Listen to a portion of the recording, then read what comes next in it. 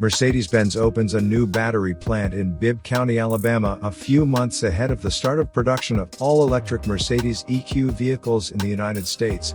The world's most valuable luxury automotive brand is getting ready to go all-electric by ramping up production of electric cars on 3 continents. The new U.S. battery factory underscores the importance of the United States within the Mercedes-Benz global production network and the status of Alabama as an export hub for luxury SUVs, also in the electric era. Mercedes-Benz will produce the EQS SUV and EQE SUV in its plant in Alabama, as part of a global push to produce all-electric vehicles at 7 locations on 3 continents. The state-of-the-art battery factory in Bibb County will provide batteries for the new EQS SUV and the EQE SUV.